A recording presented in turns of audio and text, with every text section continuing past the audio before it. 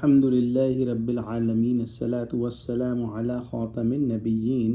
وعلى آله وصحبه أجمعين أما بعد فأعوذ بالله من الشيطان الرجيم بسم الله الرحمن الرحيم قال الله تعالى في سورة الكهف ومن أظلم ممن ذكر بآيات ربه فأعرض عنها ونسي ما قدمت يداه إنا جعلنا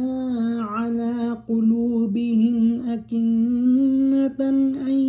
يفقهوه وفي آذانهم وقرا وَإِن تَدْعُهُمْ إِلَى الْهُدَى فَلَن يَهْتَدُوا إِذًا أَبَدًا۔ ترجمہ: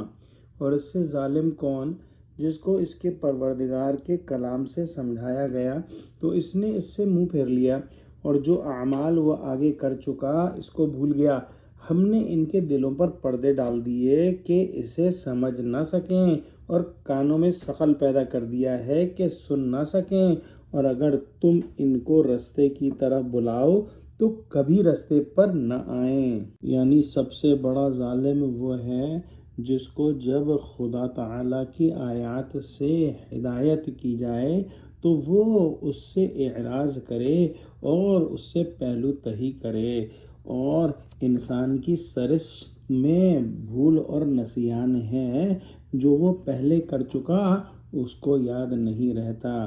اور وہ گناہ کر کر کے بھولتا رہتا ہے، جبکہ اللہ سبحانہ و تعالیٰ کے یہاں کوئی چیز نہیں بھولی جاتی۔ اللہ سبحانہ و تعالیٰ کے علم قدیم کے اندر ہر چیز مکمل طور پر محفوظ ہے، اور ان کو اپنے ظلم اور اپنے گناہوں کا جواب دینا پڑے گا۔ اللہ سبحانہ و تعالیٰ کسی کو نہ زبردستی ہدایت دیتے ہیں اور نہ ہی زبردستی گمراہی میں ڈالتے ہیں، لیکن جب انسان حق کو پہچان جاتا ہے اور پہچاننے کے بعد اس کو جھٹلاتا ہے تو پھر اس کو حق پہچاننے کی صلاحیت کم کر دی جاتی ہے، اور جب وہ مسلسل حق کو جھٹلاتا رہتا ہے تو آہستہ آہستہ اس کا دل حق کو سمجھنا ہی چھوڑ دیتا ہے، اور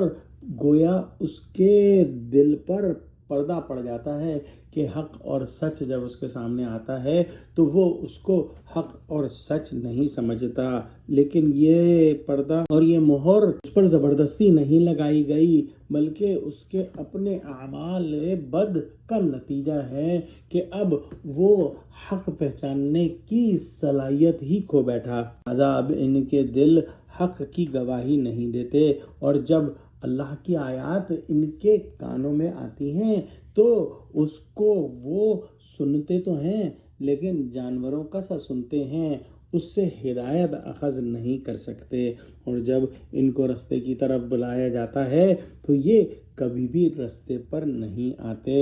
گویا ان کے حق میں تباہی، بربادی اور آگ کا عذاب ثابت ہو چکا۔ دعا کرتے ہیں کہ اللہ سبحانہ و تعالی ہم کو قرآن کا فہم عطا فرما، ہم کو سچوں سے جوڑے، ہم کو صراط مستقیم پر قائم فرما۔ یا مقلب القلوب ثبت قلبی علی دینک، اے دلوں کو پھیرنے والے میرے دل کو اپنے دین پر قائم فرما دے، آمین۔ وآخر دعوانا ان الحمد للہ رب العالمین، والسلام علیکم ورحمۃ اللہ وبرکاتہ۔